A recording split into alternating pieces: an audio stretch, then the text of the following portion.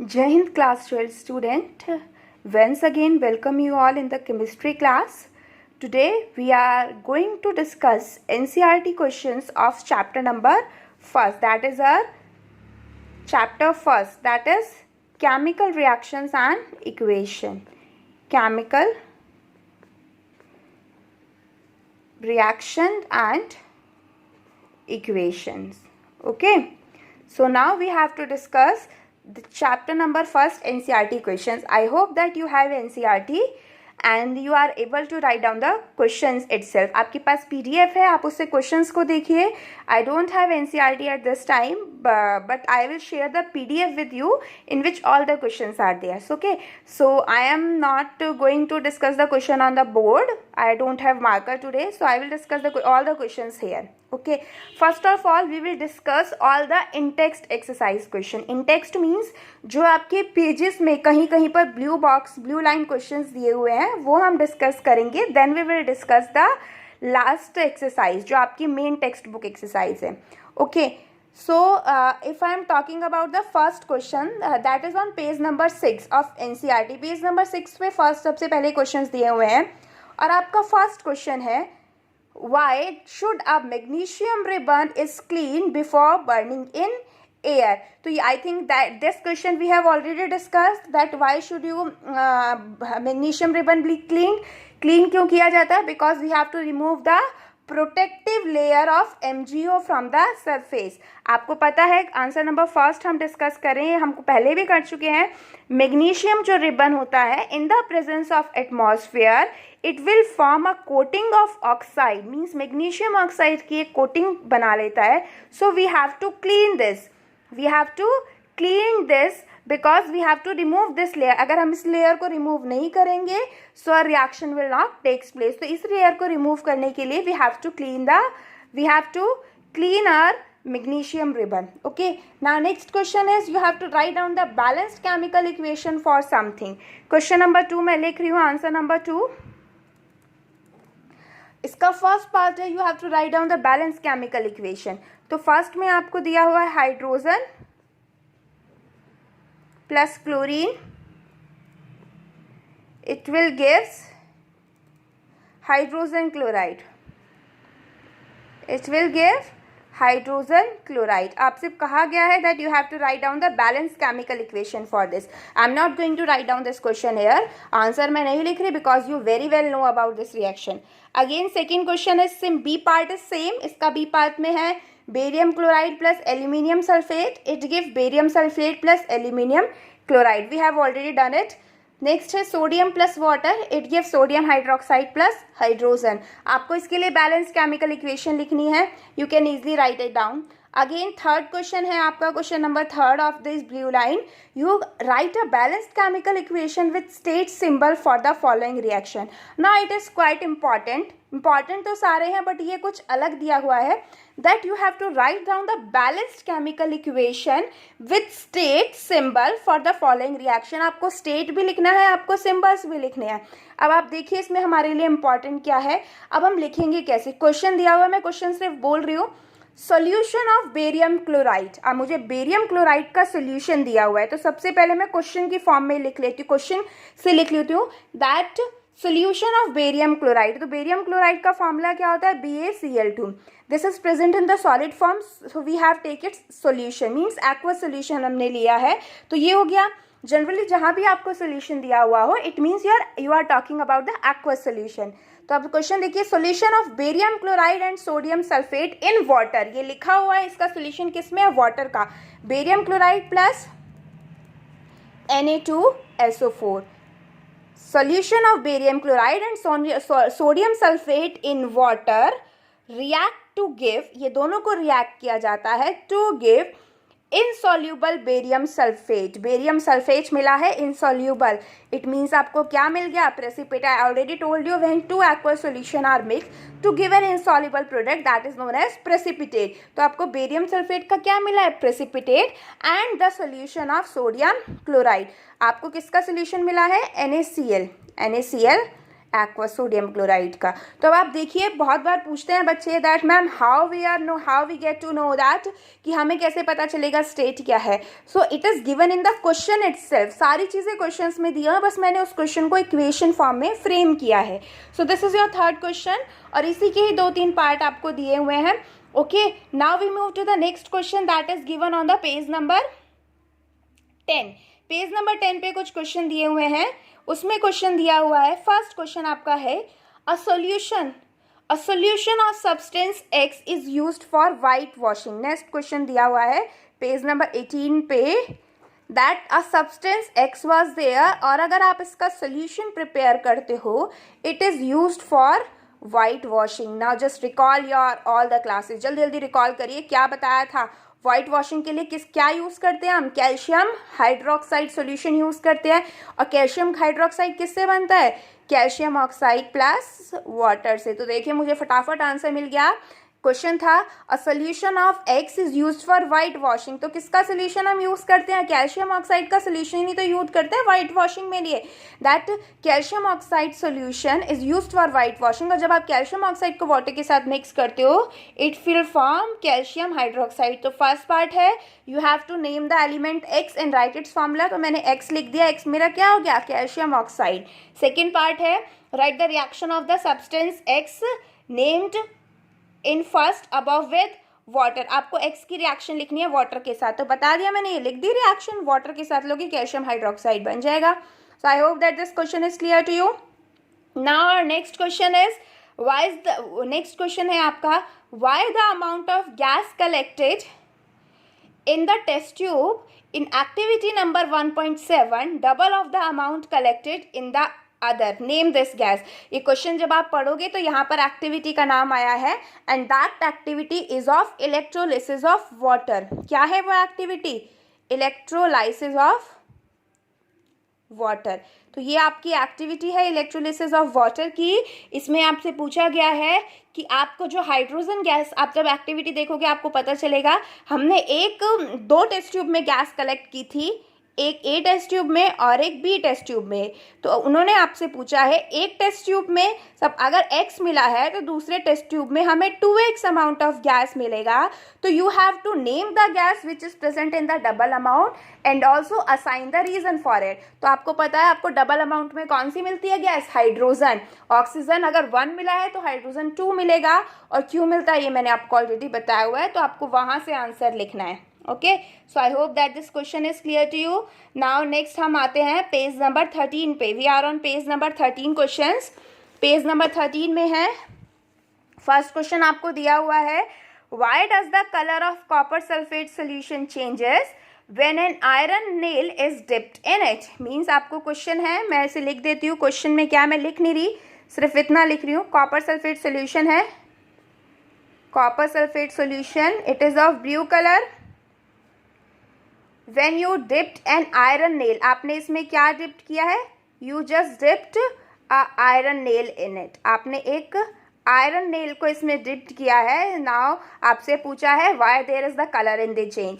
आपको होता है क्या बेटा, मैं इस क्वेश्चन आपसे इसलिए डिस्कस कर रही हूँ बिकॉज आप लोग क्वेश्चन को ही नहीं समझ पाते कि क्वेश्चन में पूछा क्या गया। आंसर आपको पता है बट आपको क्वेश्चन ही, अब आपने देखा होगा ये क्वेश्चन आपने कितनी बार किया हुआ है। Iron nail when dipped in the copper sulfate solution, the color of copper sulfate changes to green because आपको पता है रिएक्शन कौन सी है, displacement reaction. So you have to write down the reaction and then give the reason for the this observation. So I hope this is clear to you. Next आपको question number 2 है you have to give an example of double displacement reaction other than in the activity. Activity थी हमारी आपके पास NCERT होगी, तो आपकी activity है आपकी बेरियम क्लोराइड और सोडियम सल्फेट के साथ दी हुई है, और आपसे एक और एग्जाम्पल पूछा है आपकी रिएक्शन को लिखने के लिए। तो आपको याद है मैंने आपको नोट्स में आपके साथ 2-3 एग्जाम्पल शेयर किए हैं डबल डिस्प्लेसमेंट रिएक्शन के, तो आपको वो एक्टिविटी देखनी है, उस एक्टिविटी में कौन सा गिवन है और उससे दूसरा एग्जाम्पल लिखना है। ठीक है, नेक्स्ट है next you have to identify the substance that are oxidized and the substance that are reduced in the following reaction। मैं रिएक्शन लिख रही हूँ एक, ए फर्स्ट रिएक्शन है 4 sodium solid plus oxygen gas, it gives sodium oxide Na2O solid, ये आपकी reaction है। Second reaction दी हुई है CuO solid plus H2 gas, it gives Cu solid plus H2O liquid.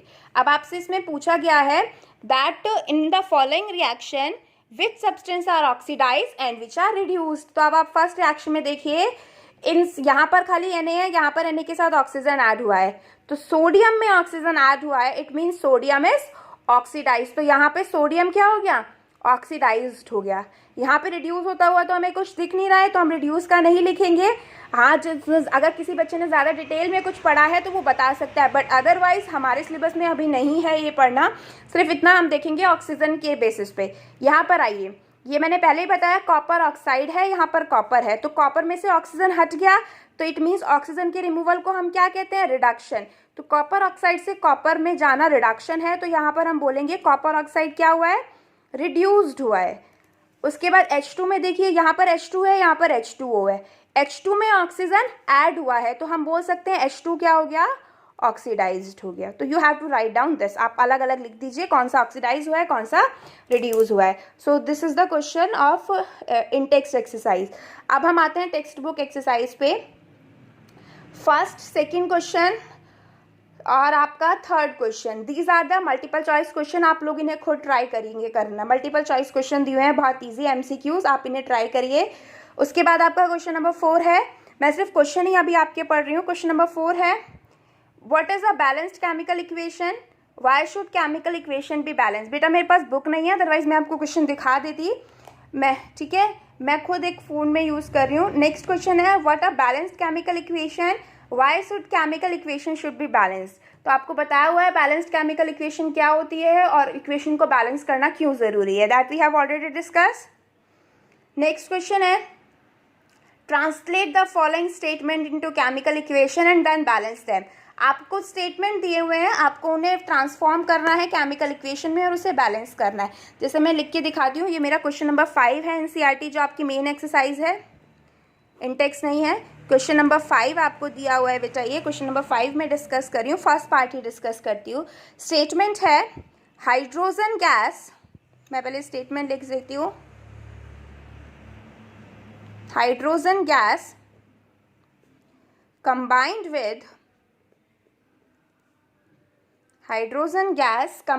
with nitrogen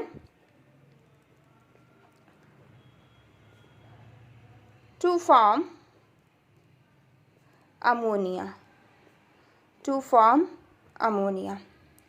okay, अब हम देखते हैं hydrogen gas H2 gas, nitrogen किस फॉर्म में होती है, N2 की फॉर्म में होती है, गैसियस. इन दोनों को कंबाइन किया, हमें मिला अमोनिया. फॉर्मूला होता है दिस, NH3 गैस. अच्छा, अब आप एक चीज़ और देखिए, इसमें आपको स्टेट के बारे में कुछ नहीं दिया हुआ. तो अब हमें हाइड्रोजन नाइट्रोजन का तो पता होता है, अमोनिया हमने नहीं पढ़ा. तो अगर आप हो सके तो 1-2 का याद कर लेना अभी. अदरवाइज ऐसे क्वेश्चंस में हम लिखना ज़रूरी तो होता है, बट अगर नहीं लिखा आपने और क्वेश्चन में दिया भी नहीं हुआ है कुछ ऐसा और आपके लिए कंपाउंड भी न्यू है, तो उस चीज़ को इतना कंसिडर नहीं किया जाता. But try to learn all the examples of NCERT के सारे क्वेश्चंस की स्टेट, जितने भी केमिकल्स यूज़ हो रहे हैं उन सब की स्टेट तो आपको याद होनी ही चाहिए. तो इसमें ये नाम आ गया है hydrogen plus nitrogen gives ammonia. अब आप इसे बैलेंस कर सकते हैं, इसे बैलेंस करिए इक्वेशन को. तो इस तरीके से आपको हर स्टेटमेंट को कन्वर्ट करना है केमिकल इक्वेशन में, उसको बैलेंस करना है. बहुत ईजी है, ईजिली हो जाएगा, कोई दिक्कत नहीं होगी. क्वेश्चन नंबर 6 अगेन यही है, balance the following chemical equations. आपको इक्वेशंस को क्या करना है, बैलेंस करना है. आप कर लोगे ईजिली, ट्राई करना है आपको इन सबको बैलेंस करने के लिए. नेक्स्ट है आपका question number 7, again balancing. Question number 8 फिर से बैलेंसिंग है इक्वेशन की, ट्राई करिए बैलेंस करना इक्वेशन को. अच्छा, क्वेश्चन नंबर 9 पे हम आते हैं. What does one mean by exothermic and endothermic reaction? You have to give example. आपसे क्वेश्चन नंबर 9 में पूछा है exothermic and endothermic. I had discussed this in notes with definition and example both. उसके बाद है why is respiration considered an exothermic reaction? Question number 10 है आपका, respiration process को एक exothermic reaction कहा जाता है. You have to explain it. Okay, तो आपको रेस्पिरेशन की रिएक्शन याद होनी चाहिए. रेस्पिरेशन की रिएक्शन क्या होती है, glucose plus oxygen give carbon dioxide plus water plus energy. आपको रिएक्शन याद है रेस्पिरेशन की, आपको रेस्पिरेशन की रिएक्शन याद होनी चाहिए. तो क्वेश्चन नंबर 9 में दिखाती हूँ आपको। क्वेश्चन नंबर 9 में आपसे पूछा हुआ है जो आपका रेस्पिरेशन है, respiration is an exothermic process. आपका जो रेस्पिरेशन होता है that is an exothermic process. Exothermic process क्यों है, आप इसकी रिएक्शन लिखोगे रेस्पिरेशन प्रोसेस की। When you see which reaction, तो आप देखोगे प्रोडक्ट साइड में आपको एनर्जी मिलेगी। एनर्जी हीट की फॉर्म है, हीट की फॉर्म है एनर्जी या नहीं? As the heat in the form of energy is release in this reaction, तो रेस्पिरेशन क्या होता है? एक्सोथर्मिक। तो आपको रिएक्शन लिखनी है फिर रिजल्ट लिखना है। ओके, नाउ क्वेश्चन नंबर 9 तक हो गया। 10 आपको दिया हुआ है आपको। अच्छा बेटा, ये क्वेश्चन नंबर 10 था, 9 तो था आपका एक्सोथर्मिक और एंडोथर्मिक। ये क्वेश्चन नंबर 10 है। ओके, नेक्स्ट क्वेश्चन नंबर 11 है आपका।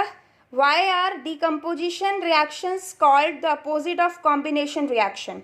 जो आपकी डिकम्पोजिशन रिएक्शंस होती हैं वो कॉम्बिनेशन के अपोजिट क्यों है? मैं सिंपल लिख रही हूँ। क्वेश्चन नंबर 11 में आपसे पूछा हुआ है कॉम्बिनेशन यही तो होता है और डिकम्पोजिशन क्या होता है? A प्लस बी, बस यही पूछा है। दोनों क्या है? अपोजिट हैं। तो क्वेश्चन यही है, why are decomposition reaction are called? तो आपको क्या लिखना है? In combination reaction two or more substance combine to form a single substance, but in decomposition reaction one substance is break down into two or more substance. उसके बाद एक chemical reaction लिख दीजिए दोनों की एग्जाम्पल के साथ। आपको एक ऐसा एग्जाम्पल भी पता है जो कंबाइन और डिकम्पोजिशन दोनों रिएक्शन को बहुत अच्छे से एक्सप्लेन करता है।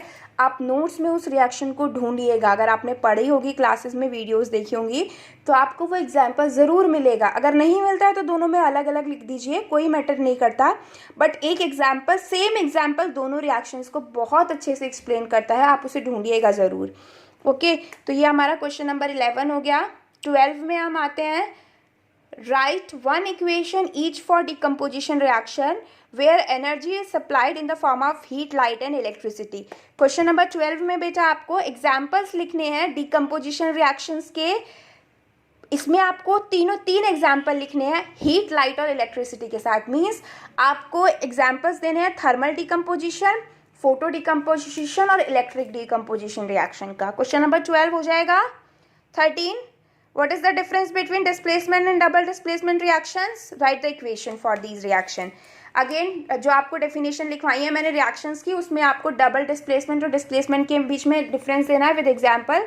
एक डिफरेंस तो इनका डेफिनेशन का है, दूसरा आप खुद लिखोगे।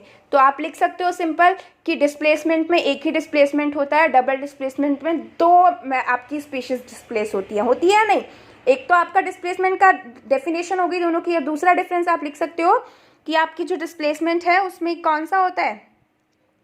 उसमें सिर्फ आपका एक ही डिस्प्लेसमेंट होता है, डबल डिस्प्लेसमेंट में दो डिस्प्लेसमेंट होते हैं, दो स्पीशीज के। So I hope that this is clear to you. Next आपका क्वेश्चन नंबर 14 है। चलिए मैं इसे एक्सप्लेन करती हूँ बेटा। क्वेश्चन नंबर 14 में पूरा मैं लिखती हूँ फिर उसे एक्सप्लेन करती हूँ। ओके।